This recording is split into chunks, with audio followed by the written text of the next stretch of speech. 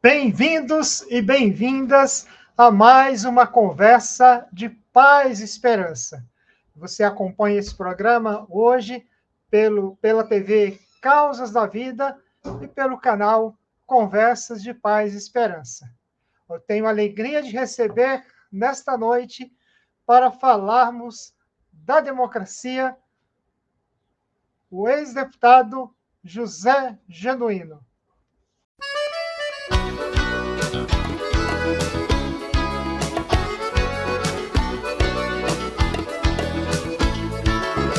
É bonita demais, é bonita demais, a mão de quem conduz a bandeira da paz. É bonita demais, é bonita demais, a mão de quem conduz a bandeira da paz.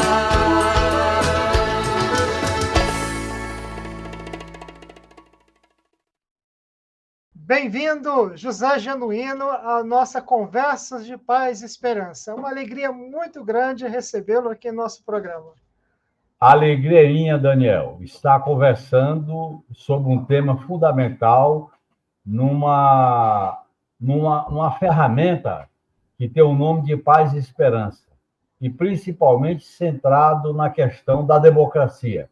Como reformá-la, como revitalizá-la, como aprofundá-la para pensar o futuro diante da crise dos novos tempos. Estou à sua disposição. Muitos já o conhecem, você é uma das pessoas mais importantes do cenário da história política brasileira, uma pessoa de muitas lutas e que nos traz e que nos trouxe sempre muita esperança. Agora, como é o costume aqui no nosso programa, a gente sempre gosta que o convidado fale um pouquinho da sua história, fale um pouquinho da sua biografia, conte para nós da sua história para a gente, José Genuíno, antes de falarmos desse tema importante que é radicalizar a democracia. Bem, Daniel, do Encantado eu vim, um povoado no interior do Ceará, no município de Quixeramobim, terra do Antônio Conselheiro. Sou o filho mais velho de uma família de 11 irmãos. Saí para estudar, fui sacristão, trabalhei com a igreja, fui morar em Fortaleza, e Fortaleza, para mim, foi uma passagem para o mundo. De Fortaleza, quando eu entrei na universidade, já militando nos movimentos estudantis de 66, 67, 68, fui expulso com AI-5, fui perseguido político, entrei na clandestinidade depois do AI-5 e vim morar em São Paulo, onde fiquei 1 ano e meio clandestino. De São Paulo, eu vou participar da preparação da guerrilha do Araguaia durante 2 anos no sul do Pará, onde eu fui preso fiquei 5 anos cumprindo pena no período da ditadura militar, basicamente nas prisões de São Paulo. Ao sair da prisão, porque cumpri 5 anos de prisão, eu vim morar em São Paulo com a minha companheira Rio Caiano, e aqui eu estou morando até hoje. Fui dar aula em cursinho, participei da fundação do PT, disputei a primeira eleição do PT, cujo número era 3. Eu fui eleito deputado federal na primeira eleição que eu votei, e eu fui eleito em São Paulo. E aí eu tive uma experiência muito rica no parlamento durante 26 anos. A mais importante foi a Assembleia Nacional Constituinte, 87 e 88. Cheguei a presidir o PT, quando o Lula foi eleito em 2002, e foi exatamente nesse momento que eu fiz uma profunda avaliação da minha experiência política, que está nesse livro aqui, Uma Vida Entrevista, que é uma narrativa, como se diz, dos principais fatos da minha vida. E agora eu estou militando como militante de base, socialista, petista, sem cargo e não quero, sem disputar a eleição e não quero, e quero fazer disputa de ideias, ganhando corações e mentes para as minhas crenças, as minhas utopias, os meus sonhos como militante político que quer fazer política no sentido de derrotar o negativismo da política, né? Derrotar a negação da política com esses fenômenos todos que a gente está vendo na eleição de 2024. Olha só, faço questão, Genuíno, de colocar aqui no link da inscrição, quem estiver acompanhando o nosso programa vai poder ver o link para acessar esse livro biográfico, autobiográfico do José Genuíno, para quem quiser aprofundar, conhecer mais dessa história belíssima do companheiro que está aqui hoje convidado para participar com a gente. Bem, hoje é dia de Marighella, acho que é um companheiro que você deve ter conhecido bem naquela época da década de 60. E a questão da democracia sempre foi uma questão muito forte na sua trajetória. Ano passado, Genuíno, você chegou a dar uma entrevista para o jornal Brasil de Fato. Você disse que era preciso radicalizar a democracia, que não bastava apenas a vitória do presidente Lula nas eleições de 2022, derrotando a extrema-direita, mas que a vitória eleitoral ela era incompleta, que precisávamos avançarmos mais, que precisávamos introduzir novos instrumentos. Fala para nós o que seriam esses elementos para que a gente possa chegar à plenitude da democracia, se podemos falar desse modo. Olha, Daniel, primeiro uma lembrança de 4 de novembro de 69. Eu estava na diretoria da Uni, aqui em São Paulo, viajando para o Rio Grande do Sul. Eu era diretor da Uni junto com o Nestino Guimarães, e aquela data, aquela noite ficou marcada profundamente, porque a morte do companheiro Marighella foi uma derrota para as forças de resistência, para as forças populares. Então, isso nunca saiu da minha imagem, da minha cabeça, ao longo da experiência que depois de 6 meses eu vou participar da preparação da guerrilha do Araguaia. Eu analiso, Daniel, a minha experiência toda no sentido de que a democracia, enquanto oportunidade histórica da humanidade, que vem das revoluções do século XVIII, ela precisa avançar. Quando eu digo precisa avançar, ela precisa ter conteúdo, ela tem que estar associada à plataforma e à pauta dos direitos essenciais e universais da comunidade humana, do ser humano. Ela tem que estar associada à soberania de que o poder emana do povo. Ela tem que estar associada à disputa de projetos. Ela tem que estar vinculada aos conflitos de classe que marcam a história da humanidade desde quando há exploração e opressão. E ela tem que ser permanentemente atualizada, revisitada e fortalecida. Eu aprendi isso. Aprendi quando enfrentei a ditadura militar, aprendi quando fiquei 5 anos preso, aprendi quando fundei o PT e participei da Assembleia Nacional Constituinte, aprendi quando fui vítima de uma operação de fake news que foi o Mensalão. Eu costumo dizer que eu vivi 2 experiências, a ditadura, no período da ditadura militar, e a perseguição na democracia liberal. Isso mostra que o processo de transformação, que a democracia ela é a expressão, de um lado, a soberania popular, de outro lado, as regras do jogo permanente e transparente. E terceiro, a afirmação dos direitos que democracia sem direitos que são universais, ela perde o sentido. E nós estamos vivendo hoje, Daniel, uma crise dos valores da democracia liberal. Por isso que é necessário esse debate, e para mim a radicalizar é de conteúdo. É claro que há um processo em curso, principalmente com o modelo econômico neoliberal, que mercantiliza a democracia, destrona a política e transforma a sociedade apenas num espaço de captura para os interesses da exploração, da dominação do mercado.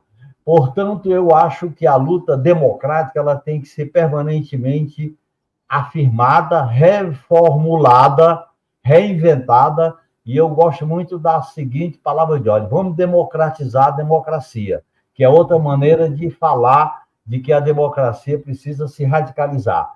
É a disputa de projeto. Não, nós não podemos conviver com a intolerância, com o preconceito, com o maniqueísmo, com a negação do outro. A democracia é um projeto coletivo de busca de caminhos para construir aquilo que o Félix Guattari chama felicidade coletiva, que é a felicidade subversiva, porque a coletividade busca um padrão de vida, de subjetividade, de escolha, de realização das suas aspirações materiais e espirituais, da construção de uma subjetividade transformadora. Diante dos atuais desafios da militância, encontra-se genuíno o surgimento de uma base social organizada nos movimentos de extrema-direita. Além disso, o rápido crescimento das redes sociais também se coloca como desafio para a atualidade. Quais os caminhos você entende que são possíveis e necessários para o fortalecimento do trabalho de base que você sempre fez e que agora radicalizou essa opção política de fazer o trabalho de base? A extrema-direita, Daniel, ela é filha da crise do modelo capitalista neoliberal. Ela é filha do desespero social, ela é filha da falta de expectativa, ela é filha da vingança, do medo, ela é filha do caos, ela é filha das precarizações de direitos, ela é filha da crise climática, da crise geopolítica, da crise pandêmica, ela é filha da crise da acumulação que não tem limite, ela é filha da falta de esperança. Neste sentido, a gente só pode derrotar a extrema-direita se a gente adotar uma postura contra esse sistema que está aí. A postura contra esse sistema pressupõe a gente abraçar a sociedade. A esquerda se afastou da sociedade, ela tem que se vincular à sociedade, aos movimentos organizados, ela tem que se vincular à pauta da nova classe trabalhadora, que tem uma nova classe trabalhadora emergindo no cenário econômico. Aquela classe trabalhadora da fundação do PT, na prática, não existe mais. A classe trabalhadora está precarizada, terceirizada, uberizada. A classe trabalhadora tem que ser reintegrada num projeto de transformações. Por outro lado, você tem uma pauta de novos direitos, que eu chamo assim, não pauta identitária. A luta das mulheres, a luta do povo negro, a luta da comunidade LGBTQ+, a luta dos povos originários se associa e é parte integrante da luta contra esse sistema que está aí. E nós temos que trabalhar nos palácios e nas ruas, nós temos que trabalhar por cima e por baixo, nós temos que trabalhar na eleição e fora da eleição, nós temos que ser militantes de causas e sonhos. A crise que nós estamos vivendo hoje é uma crise de utopias, de sonhos, é uma crise de falta de perspectiva. E nós temos que reconstruir a ideia de que outro mundo é possível, outro Brasil é possível. E se a gente não trabalha com a esperança, com a autoestima, a gente fica apenas administrando e curando feridas. O problema é que precisa de cirurgias. E quem é que vai fazer essas grandes cirurgias? Eu tenho, viu, Daniel, uma experiência. Eu digo para as pessoas que nem adianta o heroísmo individual, do mero confronto, como nós vivemos nos anos 70, nem adianta a domesticação. Nós temos que construir um processo de disputa política de valores, de pauta econômica, social, cultural, ideológica, ambiental. Nós temos que construir a ideia de que é possível os humanos, os explorados e oprimidos, em todas as suas esferas de atuação, construir esta caminhada. E, no meu modo de entender, a esquerda ela tem que sinalizar o futuro. Quando a política não está vinculada ao futuro, ela fica, vamos dizer assim, coisificada na mediocridade. Veja os fatos que estão acontecendo nessas eleições. E isso tudo exige uma reflexão nova. É preciso que a gente dê um salto de qualidade, porque essa crise que se caracteriza hoje, ela tem que ser enfrentada fazendo mudanças profundas. E essas mudanças profundas, ela combina vários aspectos que a gente tem que levar em conta. Por exemplo, a questão de você derrotar a extrema-direita numa frente ampla. Você tem, no processo hoje, duas direitas. Você tem a direita extremada e você tem a direita chamada gourmet. Você tem que derrotar as duas. Mas, ao mesmo tempo, você pode fazer alianças pontuais, mas sem desprezar as alianças permanentes, estratégicas, com base num programa, com base numa alternativa transformadora.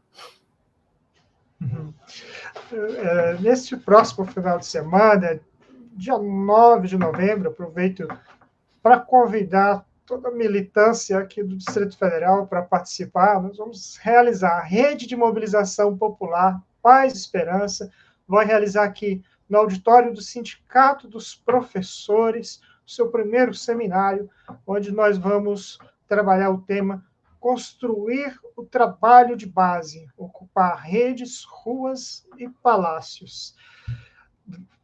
Januíno, que mensagem você poderia dar de incentivo a essa nossa militância, não só aqui do Distrito Federal, mas de todo o Brasil que acompanha aqui os nossos canais, onde está sendo transmitido este programa? Nós temos que retornar de onde viemos. Ser de esquerda é saber de onde a gente vem, o que somos e para onde caminhamos. E eu acho que é fundamental que as experiências de retorno às bases, de formação, de organização, de contato direto, com as várias iniciativas que existem hoje no país, como essa que você está anunciando, é muito importante. Nós temos que fazer uma conexão, uma articulação com essas várias experiências que se multiplicam pelo Brasil afora, com as várias bandeiras que a gente tem que entender que são bandeiras diversificadas. É um processo, viu, Daniel, que não pode existir mandonismo, hegemonismo. Tem que ser uma construção de uma unidade processual, uma espécie de consenso progressivo, em que você vai construindo laços de confiança, laços de abraços, laços de parcerias, laços de que o outro não pode ser considerado como inimigo. Essa ideia do inimigo nós temos que derrotar. Nós somos lutadores de causas coletivas. E essa experiência que você está convocando, ela é muito importante, porque ela resgata a ideia de que um outro modelo de sociedade é possível, outro modo de vida é possível. E nós temos que acreditar, porque sem esperança, a gente vai caminhar para onde, Daniel? Muito obrigado, Januíno. Queria que você agora deixasse uma mensagem final a todas as pessoas que nos acompanham nesta noite, no nosso programa Conversas de Paz e Esperança. Quero aproveitar e pedir para que as pessoas assinem os nossos canais, tanto Conversas de Paz e Esperança, quanto TV Causas da Vida. Multiplique essas boas notícias que a gente passa aqui todas as segundas, às 8 horas da noite. Se inscreva no canal, enfim. Januíno, deixa aqui a sua mensagem final, nossa noite brilhante, com essa mensagem tão afetiva e efetiva que você deixa para todos que nos acompanham. A minha mensagem, Daniel, é a minha vida como militante. Eu não quero mais ser representante dos eleitores, ter mandato, não quero cargo, eu quero ser um militante de causas. E como militante de causas, eu quero me dedicar a ganhar corações e mentes para um projeto de futuro. Esse projeto de futuro é a negação da tragédia que a gente está vivendo. É a negação do desânimo, do medo, do individualismo, é a negação do niilismo, do pessimismo. Vamos construir esperanças militantes.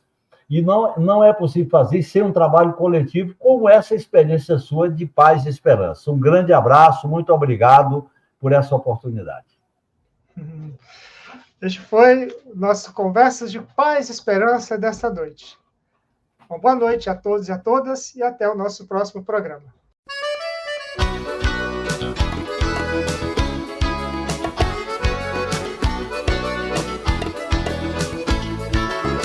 É bonita demais, é bonita demais, a mão de quem conduz a bandeira da paz.